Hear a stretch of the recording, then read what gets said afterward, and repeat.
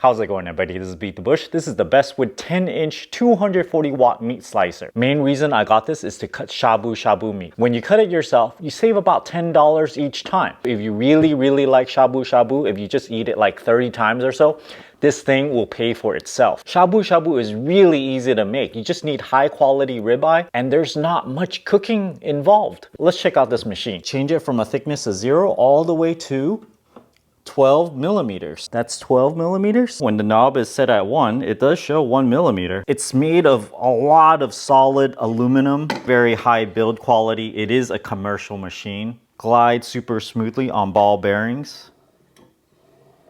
I like how the on-off button has this rubber cover to shield it from any kind of moisture in the kitchen. When you turn it on, it's pretty darn quiet. The sliding plate removes easily with this knob.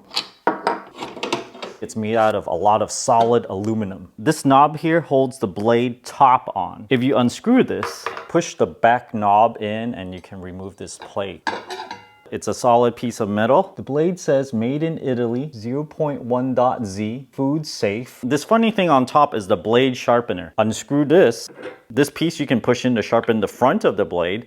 This sharpens the back of the blade. When you push in, it'll touch the blade and you can grind it along 1 or 2 rotations. Same with the back grinder, you can push it onto the blade to grind it. The platform glides on these rails right here. There's a spring closer to the operator end for shock absorption. There's a little grommet on the other end also for shock absorption. When you turn the thickness adjustment knob, it converts it to a linear motion of the blades.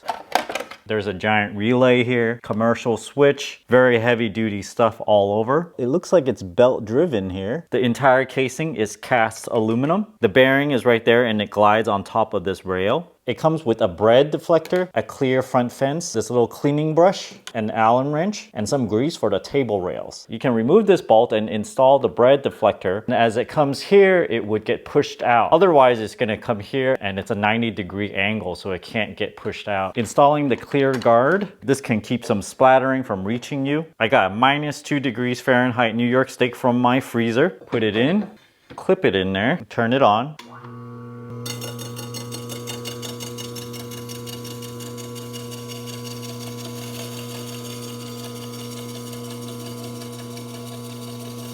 Really big piece.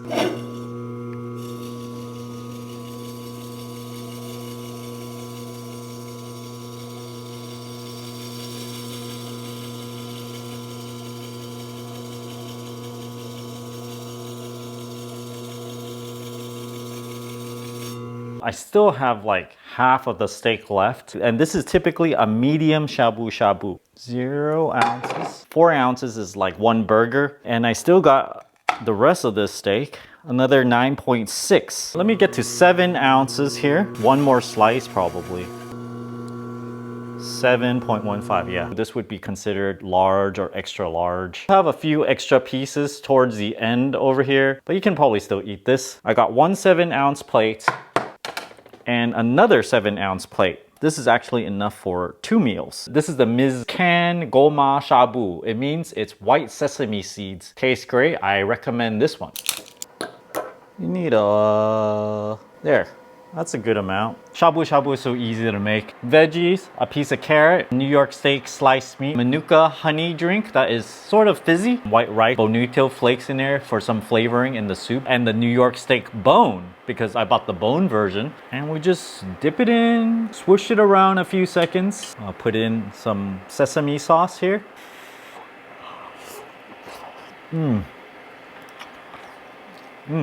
Look at that. Swoosh it around, dip it into the sauce. Oh yeah, right there. Just mouthful of flavor. And the sesame sauce has a little tartness to it. Have some of the drink. And there you have it, shabu shabu just like that. Thanks for watching this video. If you guys are interested in this machine, check out my Amazon affiliate link down in the video description below. Thanks for watching this video. Until next time.